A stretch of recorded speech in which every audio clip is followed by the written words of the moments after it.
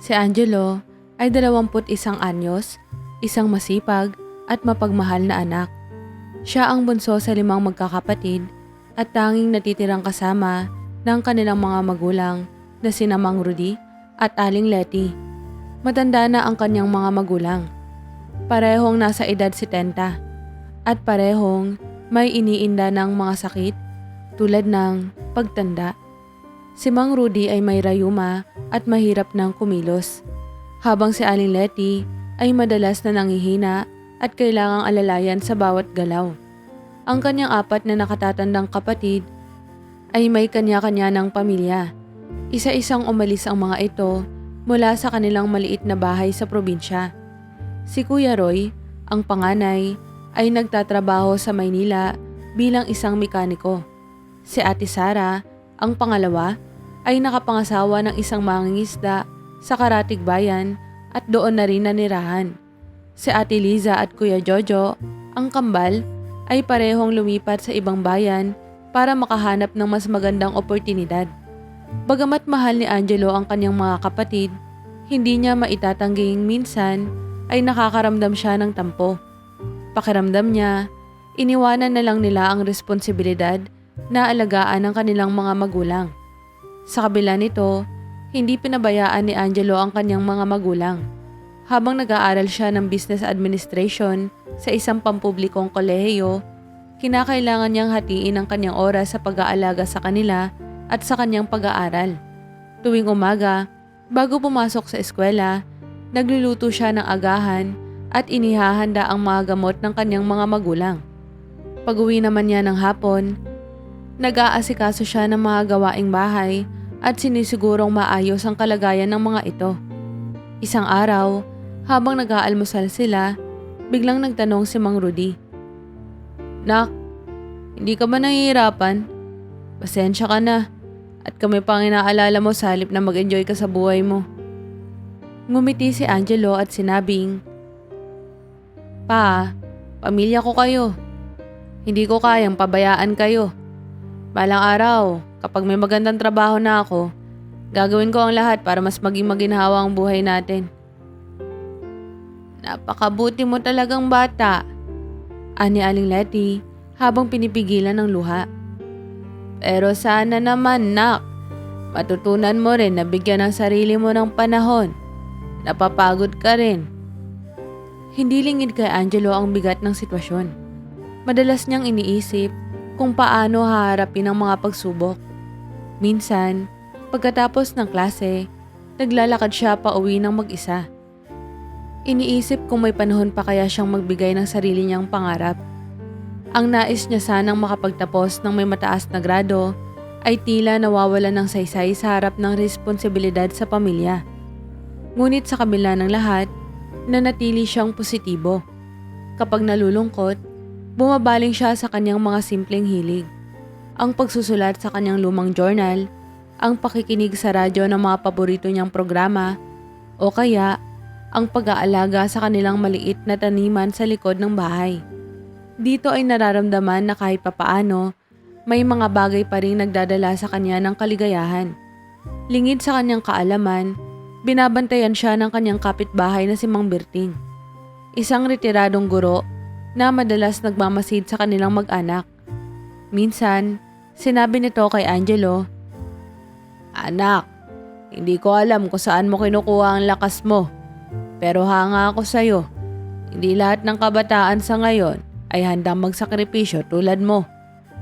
Sa harap ng lahat ng mga pagsubok, hindi matitinag si Angelo. Alam niyang hindi siya perpekto. Ngunit naniniwala siya na ang pagmamahal sa pamilya ang nagbibigay sa kanya ng lakas para ipagpatuloy ang buhay.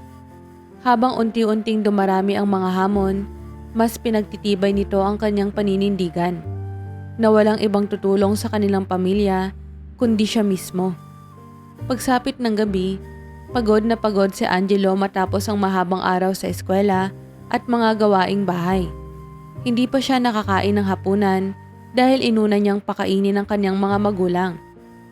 Habang sinusubukan niyang kompletuhin ang isang proyekto sa kanilang kursong Business Administration, nag-uumpisa ng magkabuhol-buhol ang kanyang mga iniisip. Nakaupo siya sa maliit nilang mesa sa tabi ng bintana. Ang ilaw mula sa isang lumang lampara lamang ang nagbibigay liwanag sa kanyang ginagawa. Nasa kaligitnaan siya ng pagsusulat nang maramdaman niyang bumibigat ang kanyang mga mata. Sandali siyang tumigil upang lumunok ng tubig. Ngunit naramdaman niya ang kirot sa kanyang likod mula sa buong araw na pagtatrabaho at pag-aalaga sa kanyang mga magulang. Nilingon niya ang kanyang ina, si Aling Letty, na mahimbing nang natutulog sa kanilang maliit na sofa. Sa kabilang sulok naman ay si Mang Rudy, na bahagyaring naghihilik sa kanilang kwarto. Dapat tapusin ko to, bulong ni Angelo sa sarili. Hindi pwedeng bumagsak ako. Kailangan ko makapagtapos.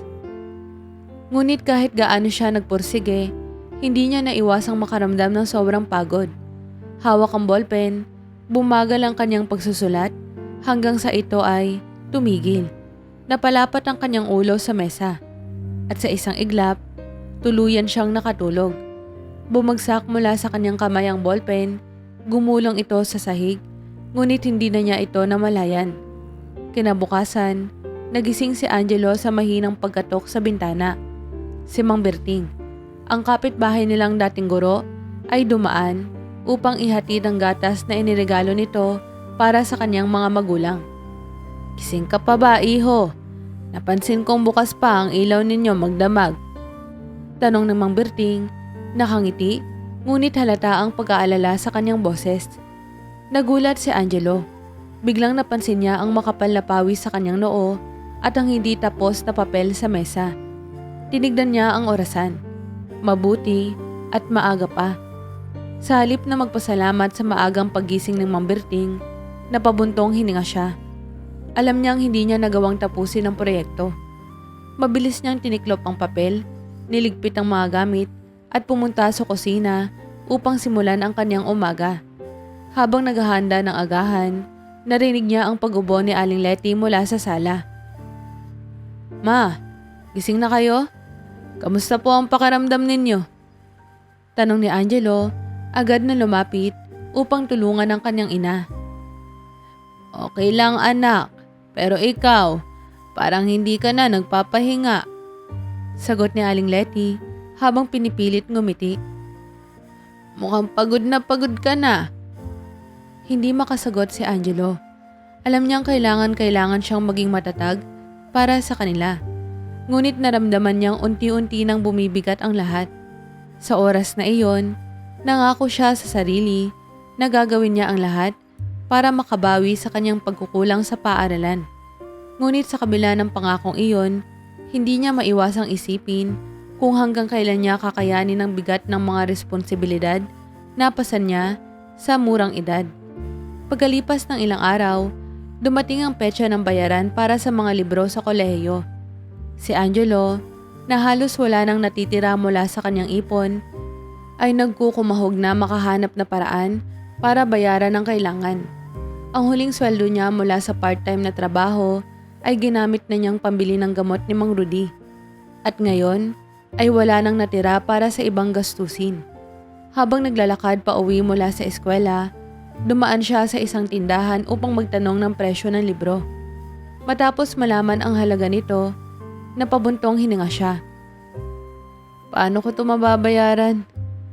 Tanong niya sa sarili habang iniisip kung saan pa siya maaaring kumuha ng pera. Pag-uwi niya, naabutan niya ang kanyang mga magulang na nagpapahinga sa sala. Si Mang Rudy ay nakaupo sa lumang rocking chair habang si Aling Letty ay nagsusuklay ng buhok. Pilit niyang tinatago ang bigat ng kanyang iniisip. Ngunit napansin agad ni Aling Letty ang lungkot sa kanyang mukha. Angelo, may problema ba? Tanong nito nang may pag-aalala. Wala naman ma. Mabilis niyang sagot. May konting gastos lang sa eskwela. Pero kaya ko naman. Ngunit hindi iyon tuluyang nakapagpatahimik sa kanyang ina. Alam ni Aling Letty na may mas malalim na dahilan kung bakit tila balisa ang anak. Lumapit ito sa kanya at hinawakan siya sa balikat. Nak, kung may problema, wag mo nang sarilinin. Mas mabuti pang sabihin mo sa amin. Napangiti si Angelo, ngunit baka sa kanyang mukha ang hirap. Ayaw niyang ipakita sa kanyang mga magulang ang bigat ng kanyang sitwasyon. Wala talaga ma, ayos lang po ko. Kinagabihan, habang naglalabas siya sa labas ng bahay, narinig niya ang usapan ng mga kapitbahay na nagkukwentuhan tungkol sa mataas na gastusin ng mga estudyante ngayon.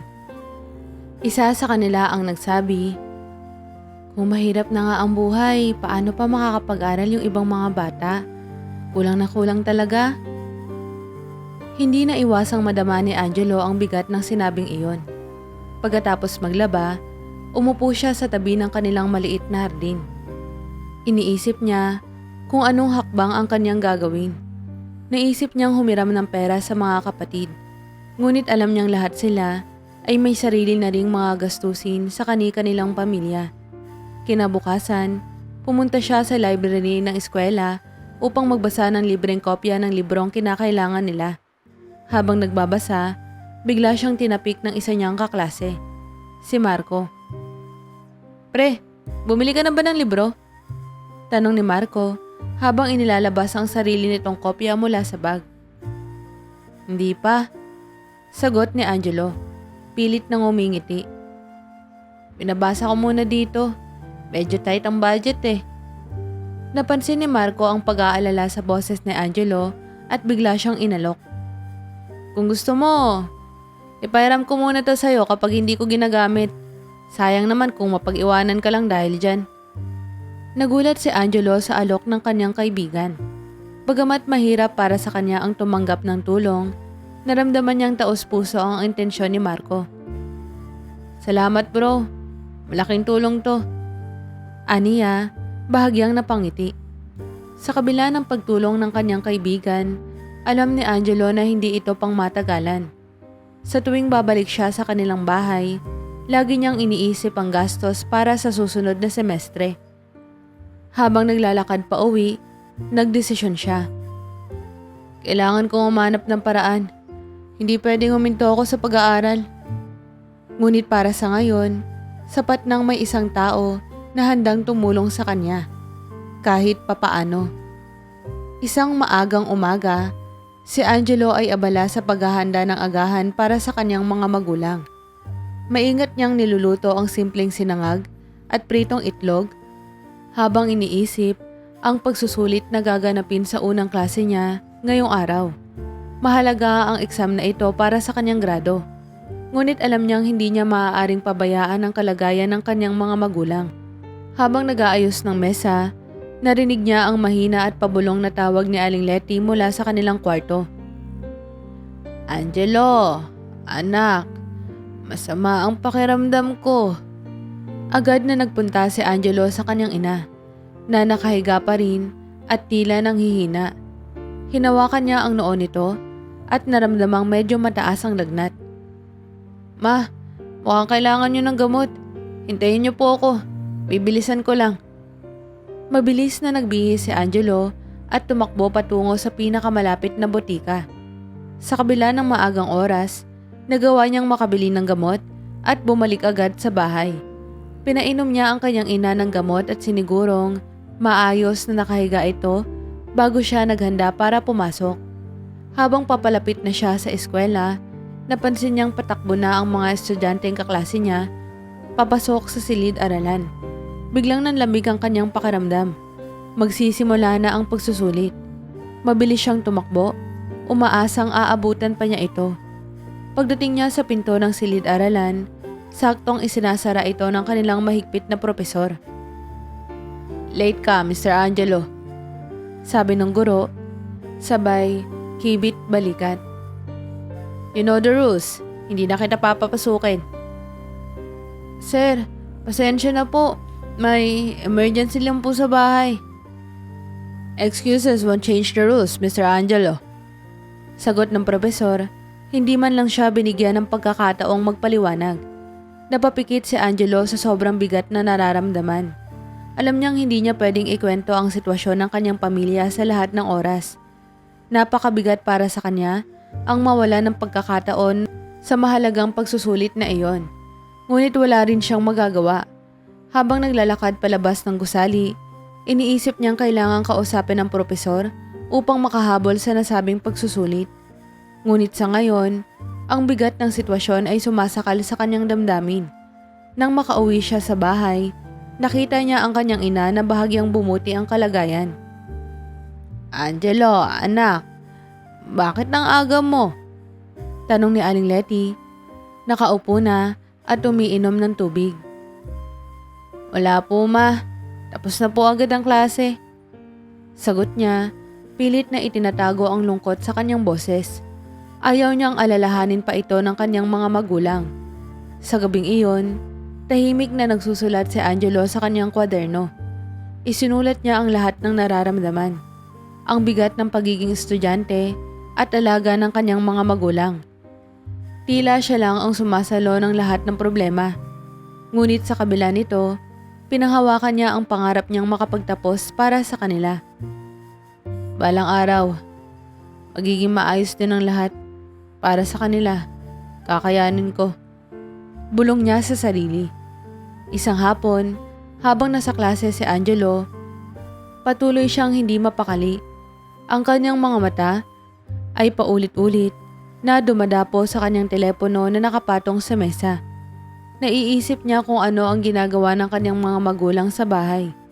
Kaninang umaga, nakita niyang hirap na hirap si Mang Rudy sa pagtayo mula sa kama dahil sa matinding rayuma.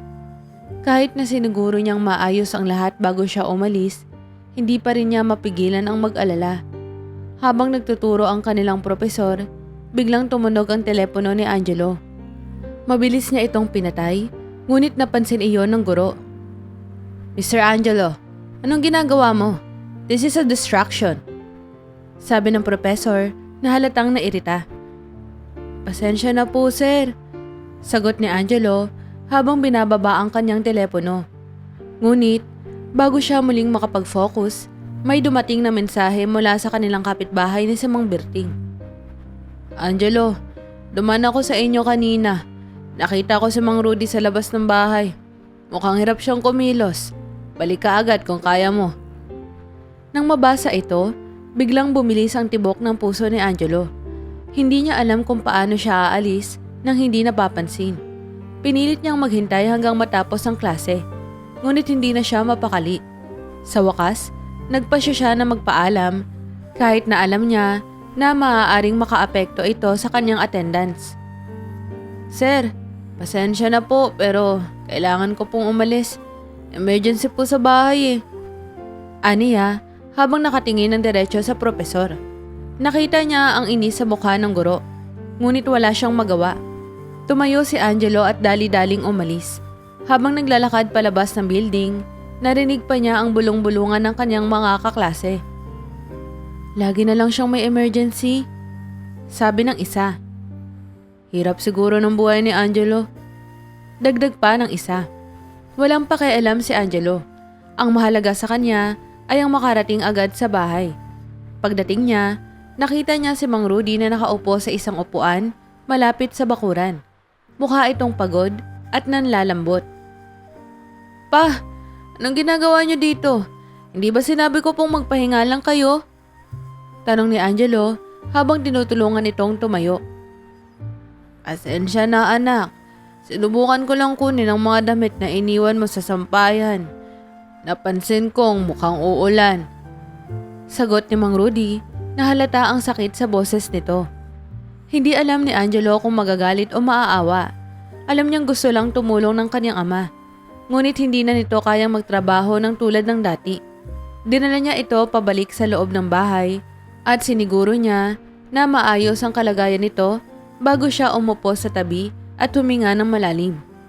Sa gabing iyon, habang inaasikaso niya ang kanyang mga magulang, muling sumagi sa isip niya ang stress ng araw. Napaluha siya habang naguhugas ng plato. Hindi lamang pisikal na pagod ang nararamdaman niya, kundi pati na rin ang emosyonal na bigat ng kanyang sitwasyon. Alam niyang maraming tao ang hindi nakakaintindi sa kanya. Ngunit, kailangan niyang magpatuloy. Wala namang ibang gagawa nito para sa kanila kundi ako. Bulong niya sa sarili habang nagpupunas ng luha. Kahit mahirap, kailangan kong kayanin. Ngunit sa ilalim ng lahat ng ito, may isang tanong na paulit-ulit na bumabalik sa kanyang isipan. Hanggang kailan ko to kakayanin? Dumating ang Pasko, ngunit sa bahay nila Angelo, walang makikita ni anuman na senyales ng selebrasyon. Walang parol na nakasabit sa bintana, walang Christmas tree, at higit sa lahat, walang handang espesyal na pagkain sa hapag. Simple ang dahilan. Wala silang pera para ipagdiwang ang okasyon. Ang natitira lamang sa kanilang kusina ay ilang kilong bigas, sardinas, at itlog. Habang ang mga kapitbahay nila ay abala sa pagdedekorasyon at paghahanda, si Angelo ay abala naman sa kanyang mga gawain sa bahay. Nagsimula ang kanyang umaga sa pag-aalaga kay Aling Letty na muling nanghihina dahil sa lamig ng panahon at sa pagtulong kay Mang Rudy na sumuot ng jacket para hindi ginawin ng kanyang mga kasukasuan. Pasensya na anak, wala tayong maihanda, ani Aling Letty habang nakatingin sa kawali kung saan piniprito ni Angelo ang natitirang itlog para sa kanilang agahan. Ma, okay lang po. Sagot ni Angelo, pilit na ngumiti. Hindi naman po mahalaga ang handa. Ang mahalaga po, magkasama tayo. Ngunit sa kaloob-looban niya, ramdam ni Angelo ang lungkot. Habang naguhugas siya ng plato matapos ang kanilang agahan, napansin niyang tahimik ang bahay. Muling sumagi sa isip niya ang tanong na matagal nang bumabagabag sa kanya. Bakit parang ang layo ko sa buhay na gusto kong makamit? Sa kabila ng lungkot, sinubukan niyang gawing masaya ang araw para sa kanyang mga magulang. Nilinis niya ang bahay, hinila ang kanilang lumang radyo mula sa kwarto at siniguradong gumagana ito. Pagkatapos, binuksan niya ang radyo upang makinig ng mga Christmas carols. Sa kabila ng kakulangan sa material na bagay, nahanap niya ang simpleng paraan upang magdala ng kasiyahan sa bahay. Sa hapon, umupo si Angelo sa kanilang bakuran habang nagpahinga ang kanyang mga magulang. Naririnig niya ang halakhakan mula sa mga kapitbahay, ang tunog ng mga paputok at ang saya ng mga batang tumatakbo sa lansangan. Binuksan niya ang kanyang telepono at nakita ang mga post ng kanyang mga kaklase sa social media. May ilan sa kanila ang nagpapakita ng masasarap na pagkain sa kanilang mga mesa. May mga larawan ng mga bagong sapatos at may mga post tungkol sa masayang selebrasyon kasama ang kanilang mga pamilya. Napansin niya ang post ng kanyang mga kapatid. Si Kuya Roy ay naglalagay ng litrato ng kanyang pamilya na kumakain ng lechon. Si Ate Sara ay nagbahagi ng larawan ng mga regalong natanggap ng kanyang mga anak. Ang kambal na sina Ate Liza at Kuya Jojo ay parehong nag-upload ng masayang mga selfie habang nasa isang Christmas party. Hindi maiwasang tumulo ang luha ni Angelo. Pakiramdam niya, naiwan siya.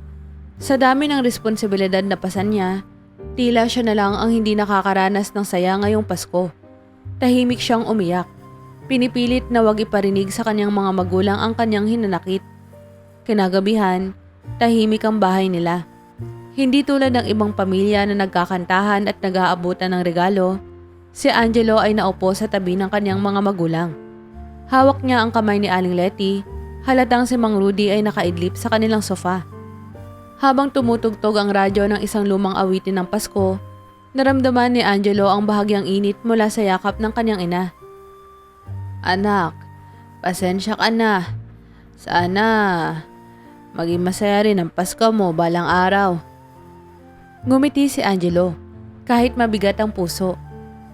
Ma, masaya na po ako. Basta nandyan kayo ni Papa, okay na po sa akin.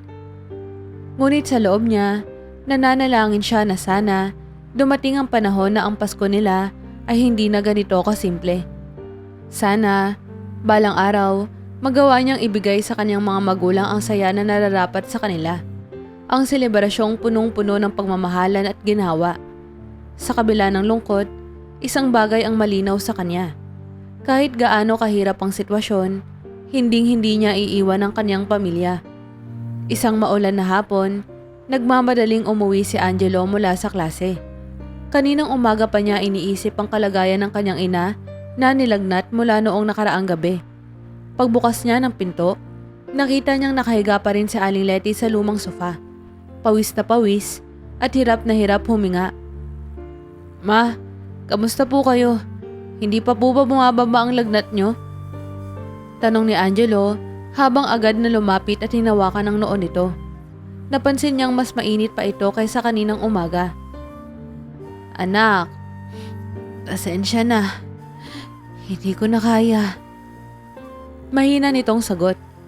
Hindi nagdalawang isip si Angelo. Kumuha siya ng malinis na damit para sa kanyang ina at tinulungan itong magbihis. Mabilis niyang inayos ang mga kailangan at tinulungan si Aling Letty na pumunta sa tricycle na kanilang sinakyan papunta sa pinakamalapit na klinika. Pagdating doon, ipiniliwanag ng doktor na kailangan nang dalhin si Aling Letty sa ospital para sa mas malawakang pagsusuri at gamutan. Habang pinapakinggan ito, ramdam ni Angelo ang bigat sa dibdib. Alam niyang mahal ang pagpapagamot at halos wala ng laman ang kanyang bulsa. Pag-uwi nila, dali-dali siyang naghanap ng paraan para makakuha ng pera.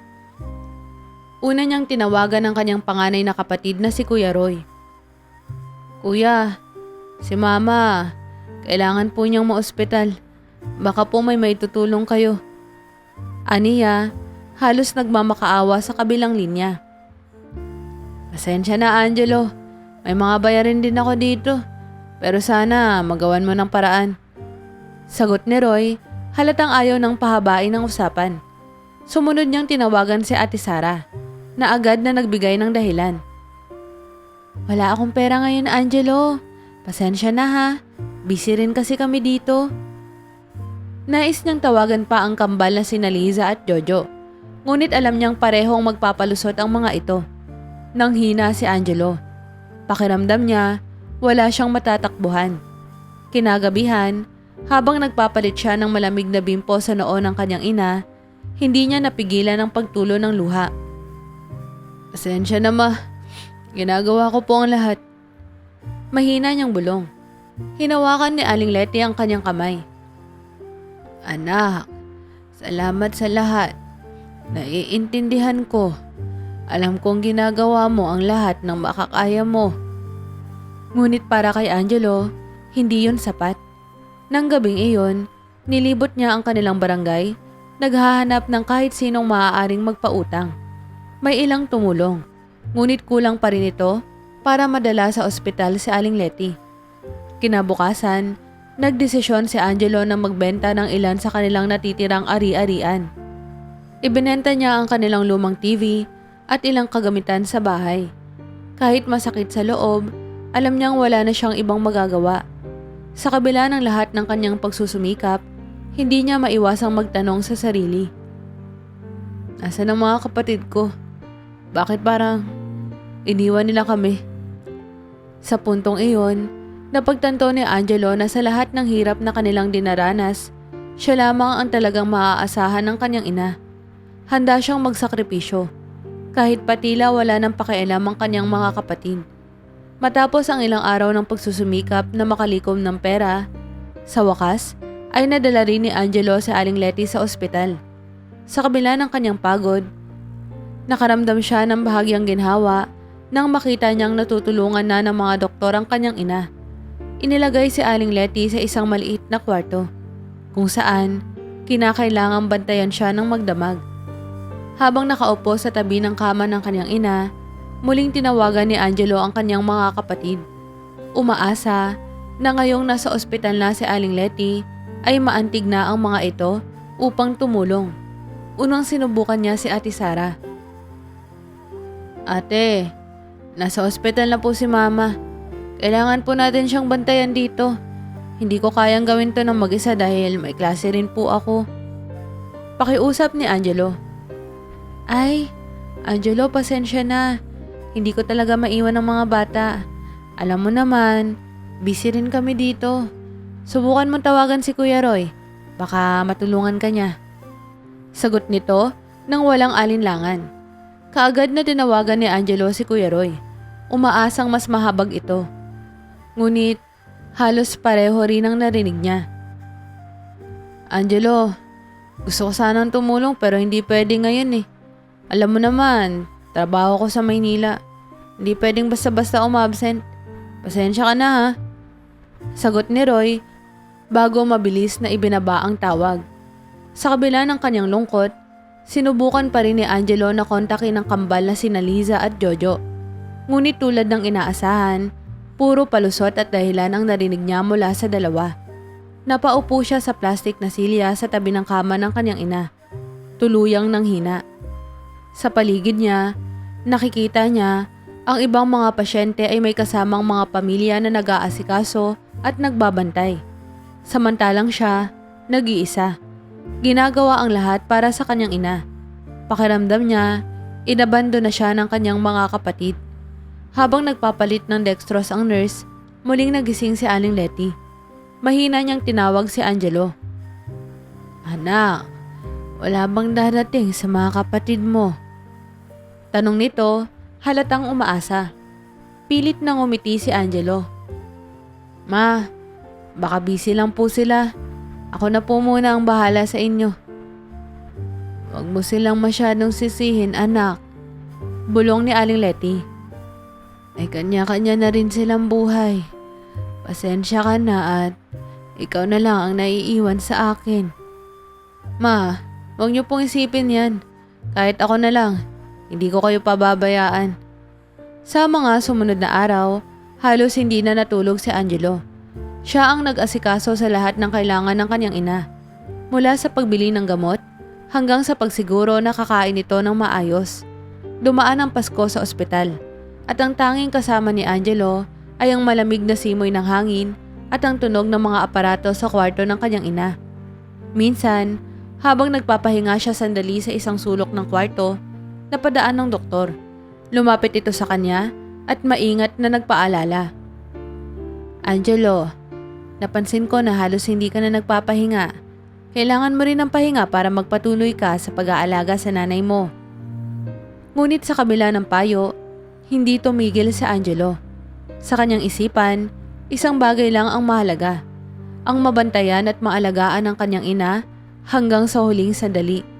Kahit wala siyang katuwang mula sa mga kapatid niya. Sa bawat araw na nagdaan, lalong napatunayan ni Angelo na siya na lang talaga ang may tunay na malasakit sa kanyang pamilya. Habang nagbabantay sa kanyang ina, unti-unti niyang tinanggap na hindi na siya maaaring umasa sa iba. Siya ang tanging sandigan ng kanyang ina at gagawin niya ang lahat para dito. Kahit gaano kahirap, kahit gaano kasakit. Pagkalipas ng ilang linggo ng paggagamot, hindi na kinaya ng katawan ni Aling Letty ang sakit. Sa kabila ng lahat ng pagsusumikap ni Angelo, pumanaw ang kanyang ina, isang tahimik na gabi. Hawak ni Angelo ang kamay nito hanggang sa huling sandali, habang pinipigilan ng sariling humagulgol upang hindi ito maramdaman ng kanyang ina. Pagkatapos ng malungkot na sandaling iyon, agad siyang dumulog sa mga kinakailangang proseso para sa burol ng kanyang ina. Dahil sa kakulangan ng pera, kinausap niya ang may-ari ng isang maliit na punerarya sa kanilang bayan at sinigurong simple ngunit maayos ang magiging serbisyo para sa kanyang ina. Sa sobrang laki ng gastusin, napilitan siyang humingi ng tulong sa kanyang mga kapatid. Unang tinawagan ni Angelo si Kuya Roy. Kuya, si Mama. Wala na po siya. Mahinang sabi ni Angelo habang pilit na pinipigil ang pagluha. Kailangan ko po ng tulong para sa burol. Sa kabilang linya, nagkaroon ng ilang segundong katahimikan bago sumagot si Roy. Pasensya na Angelo. Alam mo naman ang sitwasyon ko rito. Marami rin akong bayarin. Baka pwede naman na ikaw na lang muna ang bahala dyan. Halos bumagsak ang telepono mula sa kamay ni Angelo. Hindi niya inaasahan ang ganong kasimple na sagot mula sa kanyang panganay na kapatid. Gayunpaman, pinilit niyang magpakatatag at tinawagan ng iba pa. Ate Sara, si Mama po. Simula pa lang ni Angelo nang putulin siya ng kapatid. Nakikiramay ako, Angelo. Sagot ni Sara, ngunit naramdaman niya ang kawalang interes nito. Pasensya ka na ha. Mahirap din ang sitwasyon namin ngayon. Ikaw na muna ang bahala dyan. Sunod niyang tinawagan ng kambal na sina Liza at Jojo. Ngunit tulad ng naunang dalawa, puro palusot at dahilan ang narinig niya. Angelo, kung may kaya lang sana ako, tutulungan kita. Pero wala talaga akong maiaabot ngayon eh. Sabi ni Jojo. Nanginginig ang kamay ni Angelo habang iniisa-isa siyang kausapin ng kanyang mga kapatid. Sa bawat tawag, nadadagdagan ng bigat ng kanyang nararamdaman. Wala man lang ni isa ang nagpakita ng tunay na malasakit sa kanilang ina. Kahit na ito ang nagpalaki at nag-alaga sa kanila. Kinagabihan, nakaupo si Angelo sa tabi ng kabaong ng kanyang ina sa maliit na chapel. Tahimik niyang tinitigan ng kanyang ina habang iniisip kung paano niya nagawang mag-isa ang lahat. Mula sa pag-aalaga hanggang sa huling sandali. Halos wala ring bisita sa burol maliban sa ilang kapitbahay at si Mang Berting na muling nagbigay ng konting tulong sa kanya. Lumapit si Mang Berting at umupo sa tabi ni Angelo. Iho, napakabuti mong anak. Ginawa mo ang lahat para sa nanay mo. Sabi nito, tapik-tapik ang balikat ni Angelo. Salamat po, Mang Berting. Mahina niyang sagot. Pero sana nakaramdam din siya ng pagmamahal mula sa mga kapatid ko bago siya nawala.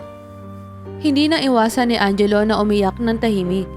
Wala na ang ina niyang nagbigay sa kanya ng lakas sa kabila ng lahat ng pagsubok. Sa puntong iyon, napagtanto niya na hindi lang siya nawalan ng ina. Nawalan din siya ng koneksyon sa kanyang mga kapatid na tila wala nang pakialam sa kanilang pamilya. Sa kabila ng sakit, pinilit ni Angelo na tapusin ang burol at libing ng kanyang ina ng mag-isa. Ginawa niya ito ng may dignidad at pagmamahal, kahit wala siyang kasama. Sa kanyang puso, alam niyang ginawa niya ang lahat ng kanyang makakaya. Ngunit hindi niya maiwasang magtanong. Bakit ganun? Bakit parang ako lang ang may tunay na malasakit kay mama? Dumating ang araw ng libing ni Aling Letty. Sa buong panahon ng paghahanda, si Angelo ang nag-asikaso ng lahat. Mula sa pakikipag-usap sa punerarya hanggang sa pagsasaayos ng serbisyo sa simbahan. Pagdating sa libingan, isa-isang nagbigay ng huling pamamaalam ang mga naroon. Si Angelo, sa kabila ng bigat ng kanyang damdamin, ay naglakad papunta sa kabaong. Tumigil siya saglit, tumingin sa mukha ng kanyang ina at mahina niyang binulong. Ma, patawarin niyo po sila. Ako na lang po ang magpapasalamat para sa lahat ng sakripisyo niyo sa amin. Mahal na mahal ko po kayo. Sa ilalim ng langit, na tila nagluluksa rin sa kanyang nararamdaman, pinangako ni Angelo sa sarili na magiging mas matatag pa siya. Sa kabila ng kawalan ng suporta mula sa kanyang mga kapatid, alam niyang hindi siya nagkulang sa pagmamahal at pag-aalaga sa kanyang ina hanggang sa huli. Matapos ang libing ni Aling Letty, lalong naramdaman ni Angelo ang bigat ng responsibilidad na naiwan sa kanya. Ngayon, si Mang Rudy na lamang ang kasama niya sa kanilang maliit na bahay. Palagi itong tahimik, malungkot at tila nawalan na rin ng gana sa buhay matapos ang pagkawala ng kanyang kabiyak. Isang hapon, habang inaasikaso ni Angelo ang gamot ni Mang Rudy, napaisip siya kung paano niya haharapin ang mga susunod na araw. Lumapit siya sa kanyang ama at hinawakan ang kamay nito. Pa, wag po kayong mag-alala. Gagawin ko po ang lahat para maalagaan kayo, kahit ano pong mangyari. Sabi ni Angelo, ngunit alam niyang hindi magiging madali ang lahat. Patuloy ang pag-aaral niya sa kolehiyo at kailangan niyang maghanap ng mas maayos na trabaho para matustusan ang mga gastusin nila. Kaya, nagpasya siya na muling subukan ng kanyang mga kapatid. Umaasa ngayon ay magkakaroon sila ng malasakit para tumulong kay Mang Rudy. Una niyang tinawag si Kuya Roy. Kuya, kamusta po? Kailangan ko lang po sana makausap kayo tungkol kay Papa. Simula ni Angelo. Ano na naman, Angelo? Sagot ni Roy, halatang naiirita. Kuya, kailangan po nating magtulungan para alagaan si Papa. Medyo mahina na po siya at hindi ko po kayang mag-isa sa lahat. Baka po pwedeng mag-ambag tayo kahit papaano. Alam mo, Angelo, hindi ko rin talaga kaya. Marami rin akong responsibilidad dito. Kung nahihirapan ka na, baka mas mabuting ipadala mo na lang si Papa sa home for the aged. Mas maaalagaan siya dun. Sagot ni Roy nang walang pag-aalinlangan. Halos hindi makapagsalita si Angelo sa narinig. Kuya, seryoso po ba kayo? Si Papa yun.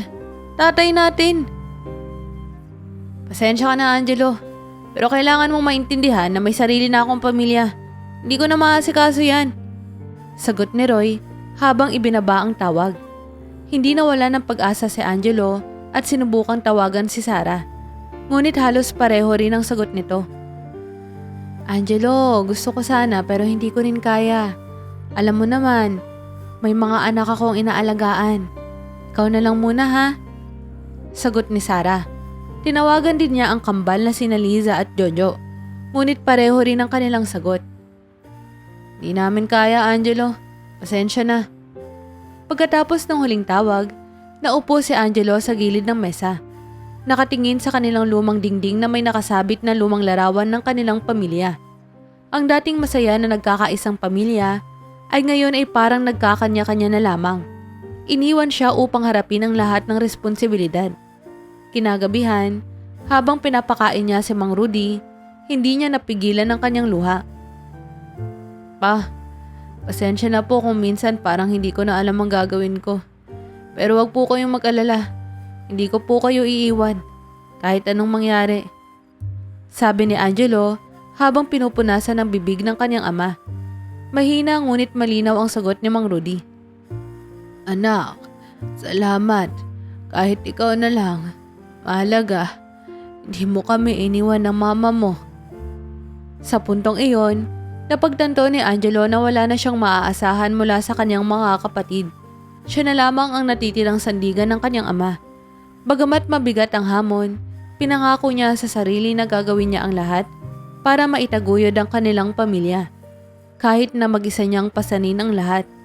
2 linggo makalipas ang pagkamatay ni Aling Letty, tila mas lumala ang kalagayan ni Mang Rudy. Palagi itong tahimik at nakaupo lamang sa kanilang lumang upuan sa sala. Nakatingin sa kawalan. Hindi na rin ito ganap na kumakain. At madalas, kailangang kumbinsihin ni Angelo para lang ito tumikim ng kahit konting pagkain. Isang gabi, habang nagluluto si Angelo ng sopas para sa kanyang ama, napansin niyang itong nakatulala sa lumang larawan ng kanilang pamilya na nakapatong sa lamesa. Dahan-dahan siyang lumapit, dala ang mainit na sopas at inilagay ito sa harapan ng kanyang ama. Pa, kumain na po tayo. Alam kong wala na si mama, pero kailangan niyo pong palakasin ang katawan niyo. Pakiusap ni Angelo, ngunit nanatiling tahimik si Mang Rudy. Maya-maya, binalingan nito ang kanyang anak at mahina ngunit malumanay na nagsalita. Anak, pasensya ka na. Alam kong mahirap to para sa'yo. Pa, huwag niyo pong isipin yan. Ayos lang po ako basta kayo, alagaan niyo ang sarili niyo. Hindi ko kakayaning mawala rin kayo. Sagot ni Angelo habang pilit nang umingiti upang itago ang lungkot sa kanyang boses. Angelo. Mahina, ngunit malinaw ang sabi ni Mang Rudy. Huwag kang magalit sa mga kapatid mo. Nagulat si Angelo sa sinabi ng kanyang ama. Ilang araw na niyang pinipigilan ang sarili na magalit. Ngunit hindi niya maiwasang makaramdam ng sama ng loob sa mga kapatid niyang tila iniwan na sila. Pa, paano po ako hindi magagalit? Wala man lang po silang ginawa para tumulong kay mama. Ngayon, kahit kayo. Parang hindi rin nila inisip. Hinawakan ni Mang Rudy ang kamay ni Angelo. Mahigpit, ngunit banayad. Anak, bawat isa sa atin ay may pinapasan. Hindi ko sinasabing tama ang ginawa nila, pero hindi mo rin kailangan dalhin ang galit sa puso mo. Mahirap ang buhay, at hindi natin alam ang mga hirap na dinaranas nila. Hindi makapagsalita si Angelo. Ramdam niyang may punto ang kanyang ama. Ngunit ang sakit ng pagkakaambandona ay masyadong sariwa. Pa, kayo na lang ang meron ako. Hindi ko po maintindihan kung bakit nila nagawang talikuran tayo. Huwag mong hayaang kainin ka ng kalit, anak. Sagot ni Mang Rudy. Sa kabila ng lahat, pamilya pa rin natin sila. Kapag nagtagal, baka makita nila ang pagkakamali nila. Pero ang importante ngayon, magpakatatag ka. Sa gabing iyon, habang nag-aalaga si Angelo sa kanyang ama, iniisip niya ang sinabi nito. Alam niyang mahirap ang hindi magkimkim ng sama ng loob. Lalo na, siya na lang ang gumagawa ng lahat para sa kanilang pamilya. Ngunit sa kabila ng lahat, nahanap niya ang ginhawa sa ideyang kahit sa huling yugto ng buhay ng kanyang ama, ang mahalaga ay magkasama sila at hindi niya ito iiwan. Sa loob ng kanyang puso, pilit niyang hinanap ang kapatawaran para sa kanyang mga kapatid. Kahit pa, alam niyang mahaba-haba pa ang proseso para magawa ito ng lubusan. 2 linggo makalipas ang kanilang tahimik na araw-araw, isang hindi inaasahang pangyayari ang yumanig kay Angelo. Isang umaga, habang nagluluto siya ng agahan para kay Mang Rudy, biglang narinig niya ang malakas na pagbagsak mula sa sala. Agad niyang iniwan ang kusina at tumakbo upang makita ang kanyang ama na nakadapa sa sahig, hawak ang dibdib at nahihirapang huminga. Pa, ano nangyayari? Nanginginig na tanong ni Angelo habang inalalayan ng kanyang ama upang makaupo. Hirap humiga. Sagot ni Mang Rudy, halos bulong na lamang. Hindi nag-aksaya ng oras si Angelo. Kinuha niya ang telepono at tumawag sa pinakamalapit na barangay health center. Habang hinihintay ang ambulansya, paulit-ulit niyang pinapakalma ang kanyang ama. Ngunit ramdam niyang mabilis itong nanghihina. Pa, hawak ko kayo. Kaya natin to. Huwag kayong susuko pa. Sabi ni Angelo, pilit pinipigil ang kanyang luha. Ngunit kahit gaano niya pilit na maging matatag, unti-unting sumasara ang mga mata ni Mang Rudy. Sa huling pagkakataon, bumulang ito. Anak, salamat. Mahal kita. At tuluyang bumagsak ang kanyang ulo sa balikat ni Angelo. Papa, huwag kayo sumuko pa. Nandito na ang tulog. Paulit-ulit na sigaw ni Angelo habang niyuyugyug ang kanyang ama. Ngunit wala na itong tugon. Pagdating ng ambulansya, dinala nila si Mang Rudy sa ospital. Ngunit sa kabila ng lahat ng pagsisikap, idiniklara itong dead on arrival sa sanhi ng matinding atake sa puso. Hindi makapaniwala si Angelo habang nakatayo sa tabi ng kama kung saan nakahiga ang katawan ng kanyang ama. Parang isang masamang panaginip ang lahat. Nang kumalat ang balita sa kanilang barangay, maraming tao ang nagulat. Kilala si Mang Rudy bilang isang mabait at masipag na tao. At ang kanyang biglaang pagkawala ay nagdulot ng matinding lungkot sa mga nakakakilala sa kanya. Dumating ang ilang kapitbahay upang makiramay, kasama si Mang Berting na tila hindi rin makapaniwala. Angelo, napakabilis ng mga pangyayari. Di namin inakala na ganito ang mangyayari kay Rudy. Sabi nito habang nakapatong ang kamay sa balikat ng binata. Tumango lamang si Angelo. Hindi makapagsalita dahil sa tindi ng lungkot. Sa kanyang isipan, bumabalik ang huling salita ng kanyang ama. Ang pagpapasalamat at ang pagmamahal na iniwan nito sa kanya. Hindi nagtagal, naisip niyang muling kontakin ang kanyang mga kapatid upang ipaalam ang nangyari. Isa-isa niyang tinawagan sina Roy, Sarah, Liza at Jojo. Umaasa na sa pagkakataong ito ay magpapakita sila ng malasakit. Gayunpaman, hindi niya alam kung paano nila ito tatanggapin o magpapakita ba sila sa burol ng kanilang ama. Habang iniisip ang lahat ng ito, tumingin si Angelo sa langit. Sa kabila ng bigat sa kanyang dibdib, tahimik niyang sinabi sa kanyang sarili, pangako, di ko po kayo bibiguin. Gagawin ko ang lahat para maipagpatuloy ang iniwan niyo. Sana po makita niyo kung gaano ko kayo kamahal. Ang simpleng tahanan na minsang puno ng buhay at pagmamahalan ay ngayon tahimik at malungkot. Sa kabila ng kanyang kabigatan, si Angelo na lang ang nanatili upang muling ipakita ang kanyang tapang at pagmamahal, kahit na mag-isa niyang haharapin ang mga darating na mga hamon. Pagkalipas ng ilang araw matapos ang libing ni Mang Rudy, tumahimik na naman ang bahay nila Angelo. Ang dating ingay ng mga nakikiramay at mga kapitbahay ay napalitan ng nakapanlulumong katahimikan. Isang araw, habang naglilinis si Angelo ng kanilang sala, narinig niyang may mga sasakyan na huminto sa harap ng kanilang bahay. Dumungaw siya sa bintana at nakita ang kanyang mga kapatid na isa-isang bumababa. Nauna si Kuya Roy, nakasuot ng mamahaling relo at nakaayos na parang galing pa sa opisina. Sumunod si Ate Sara. Nadala ang kanyang anak, ngunit halatang wala sa mood. Kasunod ang kambal na sina Liza at Jojo. Parehong naka-sunglasses at abala sa pakikipag-usap sa kanilang mga asawa. Sa unang pagkakataon, matapos ang maraming taon, muli silang nagtipon-tipon sa bahay ng kanilang mga magulang. Pagbukas ni Angelo ng pinto, unang nagsalita si Roy. "Angelo, andito na kami. Sana ang abogado." "Magandang araw po, kuya. Pasok po kayo." Mahinang sagot ni Angelo habang binubuksan ng tuluyan ng pinto. Pinilit niyang maging magalang sa kabila ng kaba at lungkot na nararamdaman niya. "Hindi na tayo magtatagal dito, Angelo," sabi ni Sara habang tinutulak ang stroller ng kanyang anak papasok. "Busy kaming lahat, kaya sana matapos na agad to." Walang masabi si Angelo kundi isang tahimik na pagtango. Habang pinapapasok ang mga kapatid, naramdaman niyang iba ang pakikitungo nila. Parang hindi siya kapatid, kundi isang estranghero na nagkataong naroon. Sa sala, naupo ang magkakapatid habang si Angelo ay tahimik na naghahanda ng tubig para sa kanila.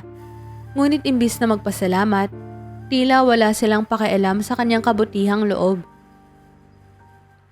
"Ano na, Angelo? May sinet na bang oras ang abogado para basahin ang habilin ni Papa?" Tanong ni Liza, halatang naiinip na. "Oo, ate.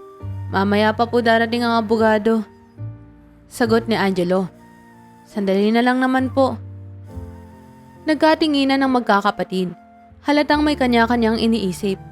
Sa gitna ng katahimikan, biglang nagsalita si Jojo. "Alam mo, Angelo, mas maganda siguro kung linawin na agad natin kung ano ang hatian. Siyempre, pantay-pantay naman siguro, di ba?" "Jojo, relax ka lang. Hintayin na lang natin ang abogado," sagot ni Roy, ngunit bagas din sa mukha nito ang pag-aalala sa magiging resulta ng hatian. Habang nag-uusap ang magkakapatid, tahimik lang na nakikinig si Angelo. Sa isip niya, alam niyang wala siyang hinihingi o inaasahan mula sa mamanahin. Ang tanging mahalaga sa kanya ay ang alaala ng kanilang ama at ina. Mga bagay na hindi kayang tumbasan ng anumang ari-arian. Ngunit hindi rin niya maiwasang makaramdam ng kirot sa puso. Lalo na, at malinaw na ang pagdating ng kanyang mga kapatid ay hindi tungkol sa pagmamahal sa kanilang ama, kundi sa mga maiiwang yaman nito. Sa sandaling iyon, nagpaalam si Angelo upang muling ayusin ang mga gamit sa kusina. Habang abala siya, naririnig niya ang mahinang usapan ng kanyang mga kapatid.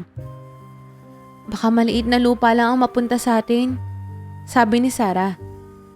"Basta makuha natin ang bahay, ayos na ako," dagdag ni Roy. "Malapit to sa bayan. Malaking bagay to." Sa bawat salitang naririnig ni Angelo, mas lumalalim ang sakit sa kanyang kalooban. Ngunit pilit niyang pinanatiling tahimik ang kanyang damdamin. Huwag na lang magalit. Bulong niya sa sarili. Hindi na iyon ang mahalaga. Tahimik niyang ipinagpatuloy ang kanyang ginagawa. Umaasang kahit paano ay magkakaroon ng konting respeto ang kanyang mga kapatid para sa alaala ng kanilang mga magulang. Ngunit alam niyang hindi niya maaaring kontrolin ang kanilang mga puso. Sa puntong iyon, tanging dasal na lang ang kanyang sandigan. Dumating ang abogado ni Mang Rudy matapos ang ilang oras. Tumahimik ang sala na magsimula itong buksan ang isang makapal na envelope na naglalaman ng huling habilin. Ang magkakapatid ay nagkatinginan. Halatang sabik na sabik sa kung anong pamana ang nakalaan sa kanila. Magandang hapon po sa lahat. Simula ng abogado habang binubuklat ang mga dokumento. Narito po ako upang ipahayag ang huling habilin ni Ginoong Rudy. Nais niyang ipaabot ang kanyang pagmamahal sa lahat ng kanyang mga anak. At narito ang kanyang mga desisyon ukol sa kanyang ari-arian. Pinilit ni Angelo na manatiling kalmado habang nakaupo sa gilid. Ang kanyang mga kapatid, samantala, ay nakaupo ng diretsong-diretso. Parang handang-handa nang marinig ang kanilang bahagi ng mana. Sa una, ang bahay at lupa kung saan nanirahan si Ginoong Rudy ay ipinapamana sa kanyang 4 na nakatatandang anak, sina Roy, Sarah, Liza at Jojo. Ang lote sa probinsya ay paghahatian din ng 4. Ngumiti si Roy at bahagyang napahinga ng maluwag si Sarah.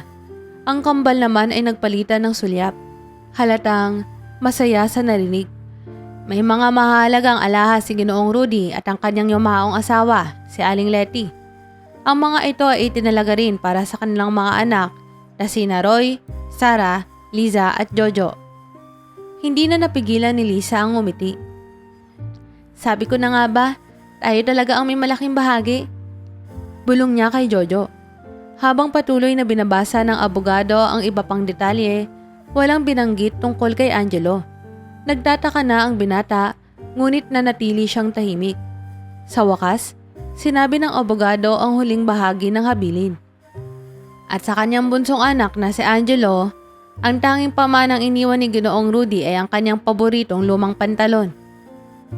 Naputol ang katahimikan ng isang mahina, ngunit halatang mapunoy ang tawa mula kay Jojo.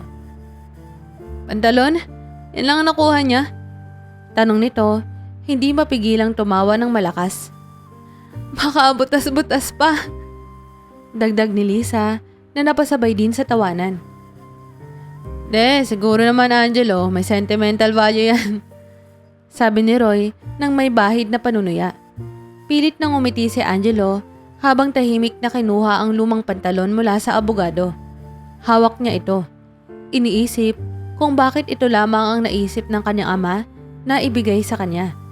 Hindi niya maintindihan. Ngunit sa halip na sumagot sa mga kapatid, pinili niyang manahimik. Angelo, ikaw na nga ang nag-alaga, ikaw pa ang walang nakuha. Ani Sarah habang nakangiti ng may panunukso. Yan ang napapala mo sa pagiging martir. Sa kabila ng panlalait ng kanyang mga kapatid, nanatili si Angelo na kalmado. Habang nakayuko, pinipigilan niyang tumulo ang kanyang luha. Siguro, may dahilan si Papa kung bakit ito lang ang iniwan niya sa akin. Bulong niya sa sarili. Sa mga sumunod na sandali, ang mga kapatid niya ay abala na sa pag-uusap tungkol sa paghahati ng mga ari-arian. Si Angelo, hawak pa rin ang lumang pantalon, ay nagpasya na iwan sila sa sala at umakyat sa kanyang kwarto. Habang nakaupo sa gilid ng kanyang kama, pinagbasdan niya ang pantalon. Pilit na iniintindi kung ano ang ibig sabihin ng kanyang ama. Sa kanyang isipan, isang misteryo ang iniwang pamanang ito. Ngunit sa kanyang puso, alam niyang hindi magpapabaya si Mang Rudy. Kung may dahilan man para ibigay sa kanya ang lumang pantalon, ito ay may mas malalim na kahulugan na kailangan niyang tuklasin. Habang nasa sala, patuloy ang tawanan ng magkakapatid ni Angelo habang pinag-uusapan ang kanilang mga nakuha sa pamana. Ang bahay, lupa, at mga alahas ay tila nagbigay sa kanila ng mas malaking kumpiyansa. Ngunit ang pinaka naging paksa ng kanilang tawanan ay ang lumang pantalon na iniwan kay Angelo. Di ko talaga maintindihan kung anong iniisip ni Papa, sabi ni Jojo habang patuloy na tumatawa. Tagal mong nag-alaga kay Mama at Papa pero pantalon lang nakuha mo. Ang hirap yata na Angelo. Tama ka dyan, dagdag ni Sarah na iniinda pa rin ang huli niyang pinagsasabi. Baka naman may special power yung pantalon na yan. Subukan mo ang isuot, Angelo. Baka biglang yumaman ka. Tumawa siya ng malakas. Sinundan ng lahat, maliban kay Angelo. Nakaupo lamang si Angelo sa gilid ng sala. Hawak pa rin ang lumang pantalon. Hindi niya tinignan ang kanyang mga kapatid. Sa halip, tahimik niyang pinasadahan ng tingin ang bawat tahi nito. Napansin niya ang kakaibang pagtupi sa bulsa. Ngunit hindi niya pinansin iyon dahil mas nangingibabaw ang sakit ng panlalait sa kanya. Angelo, siguro naman ngayon, alam mo na kung gaano kahalaga ang mga kapatid mo kay Papa. Sabi ni Roy habang tinatapik ang balikat ni Angelo, ngunit halatang may bahid ng pangungutya. Kami ang nagdala ng karangalan sa pamilya, kaya siguro sa amin napuntan lahat. Karangalan? Sagot ni Angelo, hindi na mapigilan ng sarili. Kayo ba ang nag-alaga kay Mama nung may sakit siya? Kayo ba ang naglinis ng bahay? Nagluto ng pagkain? At tumulong kay Papa noong hirap na siyang kumilos? Kahit isang gabi, hindi kayo dumalaw para tumulong. Natigilan ang mga kapatid niya. Ilang sandali silang natahimik. Ngunit hindi nagtagal ay sumabat si Liza. Alam mo, Angelo, hindi lahat kayang gawin ang ginawa mo. Pero dapat mo ring tanggapin na iba-iba tayo ng responsibilidad sa buhay. Kaya wag ka nang magreklamo kung ano lang ang iniwan sa'yo. Di ako nagrereklamo, te. Sagot ni Angelo, pinipilit maging kalmado. Pero sana man lang, magkaroon kayo ng respeto sa iniwan ni Papa para sa akin. Mukhang napaka-importante talaga ng pantalon na yan, no? Tanong ni Jojo nang may halakhak. Siguro nga, baka may itinago si Papa dyan. Isang lihim na kayamanan. Sa puntong iyon, hindi na nagtagal si Angelo sa sala. Tumayo siya, dala ang pantalon at tahimik na umakyat sa kanyang kwarto. Naiwan ang kanyang mga kapatid na patuloy na nagbibiruan at nagtatawanan. Pagdating sa kwarto, sinarado ni Angelo ang pinto at umupo sa gilid ng kama. Pinagmasdan niyang muli ang lumang pantalon. Pilit na iniintindi ang dahilan ng kanyang ama. Ano ba ang nakita mo dito, Papa? Bakit ito ang iniwan mo sa akin? Habang sinusuri niya ang pantalon, napansin niya ang kakaibang pagtahi sa isang bahagi ng bulsa nito. Hinaplos niya ito at sa loob-loob niya, may naramdaman siyang kakaibang kaba. Baka may dahilan si Papa. Kailangan kong malaman kung ano yun. Hinaplos niya ang bulsa at sa kanyang pagkakapansin, tila may nakasingit na bagay sa loob. Agad niyang hinila ang tahi at laking gulat niya nang makakita ng isang maliit na papel na nakaipit sa loob ng bulsa. Dahan-dahan niyang binuklat ang papel at nanlaki ang kanyang mga mata nang mabasa kung ano iyon. Isang lumang lotto ticket na may nakalimbag na mga numero at petsa. Sa itaas ng ticket, malinaw na nakasulat, Jackpot Winner. Di maaari. Mahina niyang sabi sa sarili habang hawak ang ticket. Mabilis niyang kinuha ang telepono at naghanap ng balita tungkol sa nanalong numero sa loto sa petsang nakasaad sa ticket. Lalong bumilis ang tibok ng kanyang puso nang makita niyang tumugma ang mga numero sa ticket sa nanalong kombinasyon noong araw na iyon. Nanalo si Papa sa loto. Bulong niya, halos hindi makapaniwala. Habang hawak ang ticket, bumalik sa kanyang alaala ang mga huling araw ni Mang Rudy. Naalala niya kung gaano ito naging kalmado at mapagmahal sa kabila ng mga hirap na pinagdaanan nila bilang pamilya.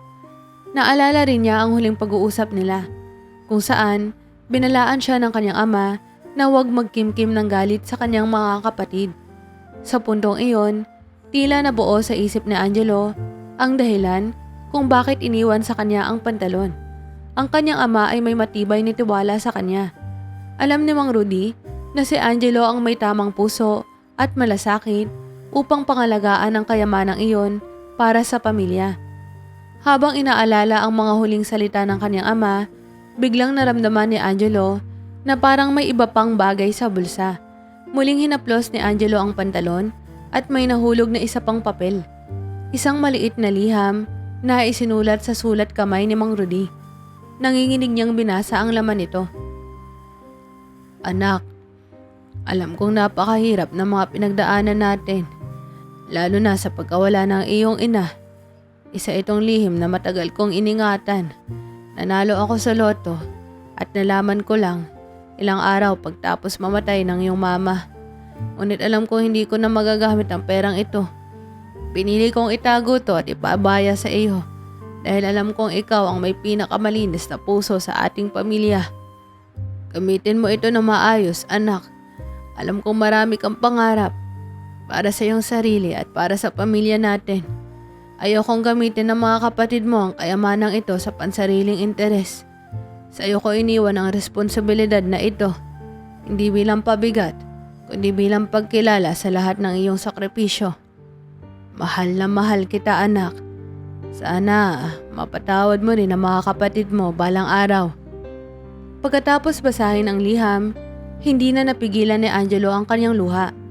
Sa kabila ng lahat ng sakit at hirap ng kanyang pinagdaanan, naramdaman niyang binigyan siya ng kanyang ama ng pinakamalaking tiwala. Hindi lamang pera ang iniwan sa kanya ni Mang Rudy, kundi isang pagkakataon na itama ang mga mali at bigyan ng bagong direksyon ang kanilang pamilya. Sa sumunod na araw, matapos niyang kumpirmahin sa lotto office ang tiket at makumpirma ang napakalaking halaga na kanyang napanalunan, nagmuni-muni si Angelo kung paano niya gagamitin ang perang iyon. Sa kabila ng panlalait at kawalang malasakit ng kanyang mga kapatid, naalala niya ang bilin ng kanyang ama na huwag magkimkim ng galit at unawain ng pamilya. Nagpasya siya na hindi muna sabihin sa kanyang mga kapatid ang tungkol sa lotto ticket. Alam niyang kailangan niyang magplano ng maayos kung paano ito gagamitin. Hindi lamang para sa kanyang sarili, kundi para rin sa ikabubuti ng lahat. Sa kabila ng lahat ng sakit na idinulot ng kanyang mga kapatid, pinili ni Angelo na sundin ang bilin ng kanyang ama, ang maging maunawain at mapagpatawad. Dala ang tiwala ng kanyang ama, alam ni Angelo na kaya niyang baguhin ang landas ng kanilang pamilya sa paraang matuwid at marangal.